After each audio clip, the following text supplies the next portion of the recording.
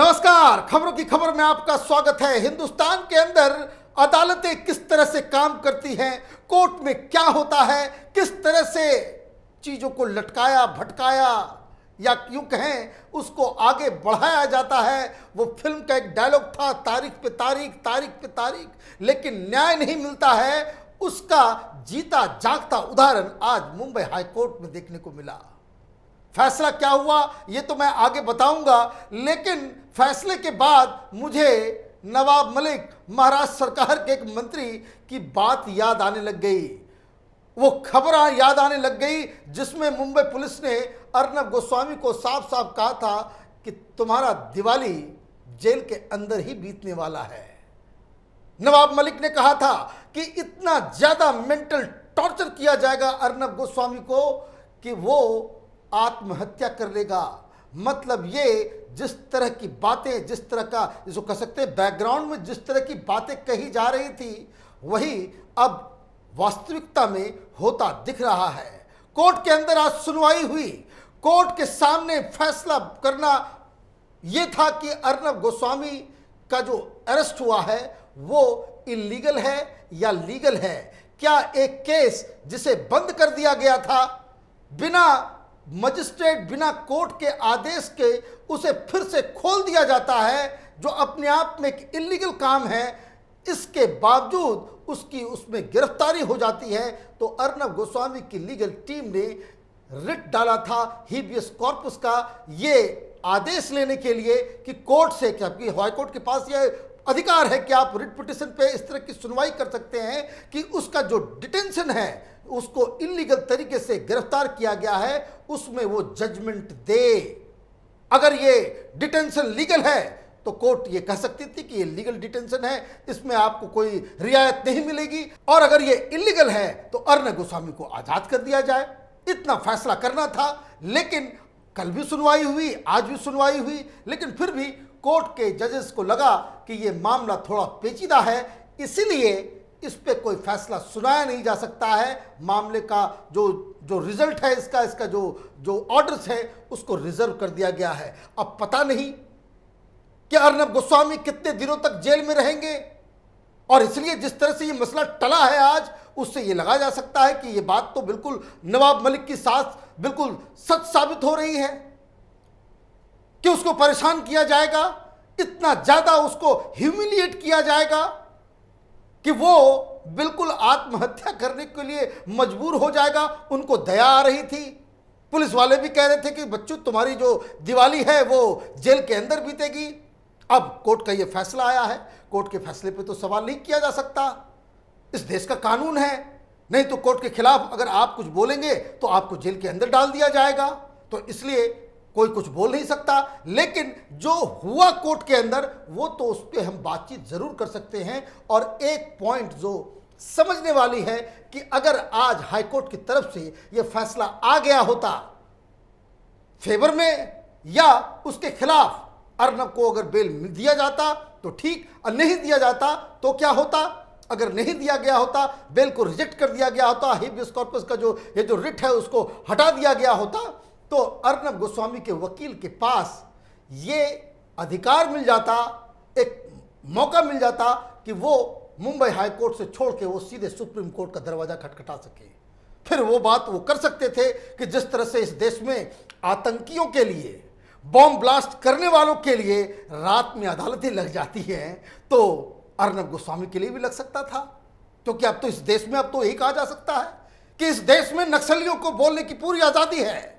इस देश में देश को जो टुकड़े टुकड़े करने वाला जो गैंग है, उसको बोलने की सारी आज़ादी है। लेकिन एक पत्रकार को कोई आज़ादी नहीं है। अगर वो नेशनलिस्ट है, वो अगर हिंदुओं की बात करता है, वो किसी अलग आइडियोलॉजी का है, तो उसे बोलने की कोई आज़ादी नहीं है। वो अगर किसी चीफ मिनिस्टर पर सवाल खड़ा करेगा तो उसको बंद कर दिया जाएगा, उसको एन केन प्रकारेण उसको जेल के अंदर डाल दिया जाएगा। और मैं आपको बता दूं, आज डिस्कशन के दौरान जो एक बात सामने आई है, उसे सुनकर हर हिंदुस्तानी का सर शर्म से झुक जाना चाहिए, क्योंकि एक पत्रकार को आपने जेल में डाला, यह तो एक जघन्य अपराध तो है ही, लेकिन पुलिस ने जिस तरह की कार्रवाई की है, हरीश साल्वे की टीम की तरफ से, जो अर्नब गोस्वामी की लीगल टीम ने आज हाईकोर्ट को यह बात बताया कि अर्नब गोस्वामी को के साथ पुलिस वहां टॉर्चर कर रही है, पीने का पानी तक नहीं दे रही, लेकिन हाईकोर्ट है,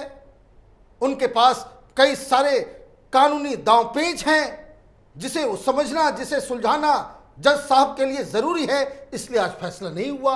लेकिन उधर अर्नब गोस्वामी को पानी नहीं मिल रहा, इसकी चिंता इस देश में किसी को नहीं है। उसके साथ मारपीट हुई है, जूते से मारा गया है उसे, अर्नब गोस्वामी को, लेकिन इसकी चिंता कौन करेगा? इसकी चिंता करने वाला कोई नहीं है। यह भी बताया गया, कोर्ट के सामने यह भी रखा गया कि जिस तरह से बिना जूते के उसे पकड़ के लाया गया, जबकि ये कोर्ट के आदेश की, कोर्ट की, इसको कह सकते हैं कि आदेश के खिलाफ ये कार्रवाई पुलिस ने की।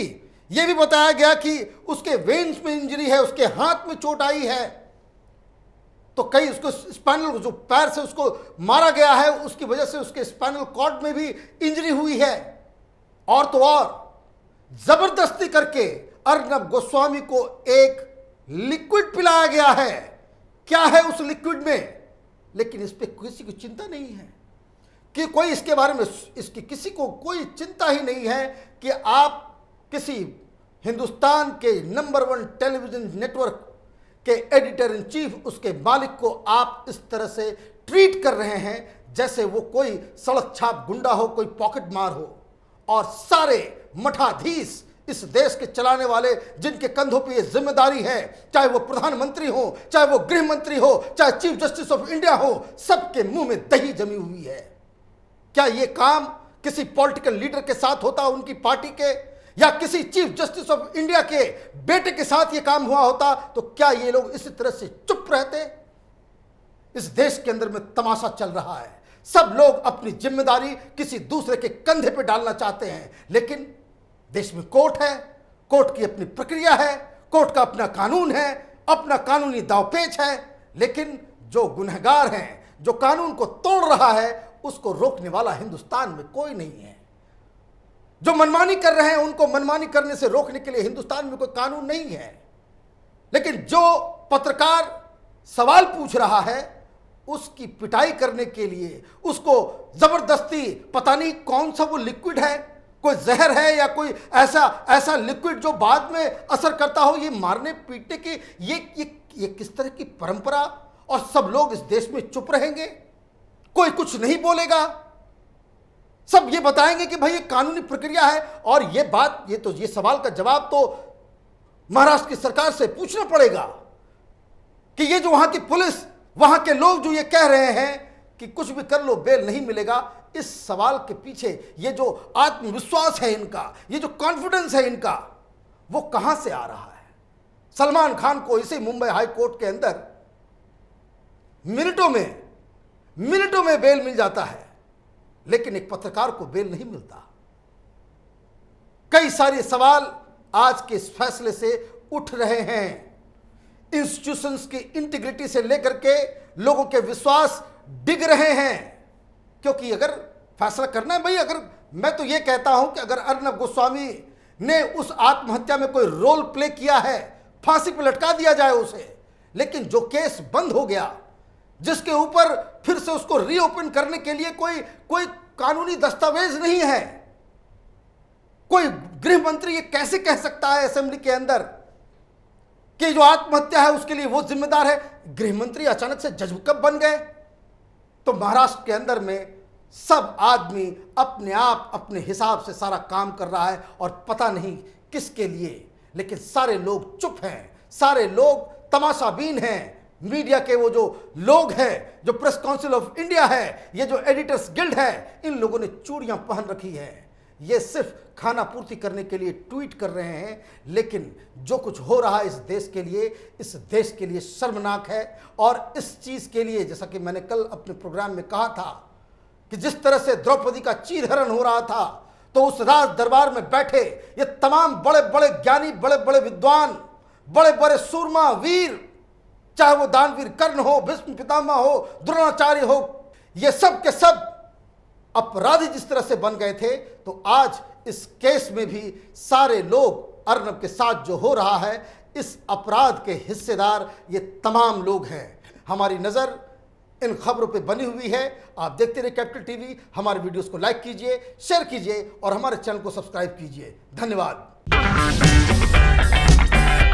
अगर आपको हमारा वीडियो पसंद आया हो तो इसे लाइक करें, हमारे चैनल को सब्सक्राइब करें और हाँ, बेल आइकन दबाना ना भूलें ताकि आप तक हमारे वीडियो की नोटिफिकेशन पहुंचती रहे। आप अपना सुझाव हमें कमेंट बॉक्स में दे सकते हैं। हमारे साथ जुड़ने के लिए शुक्रिया।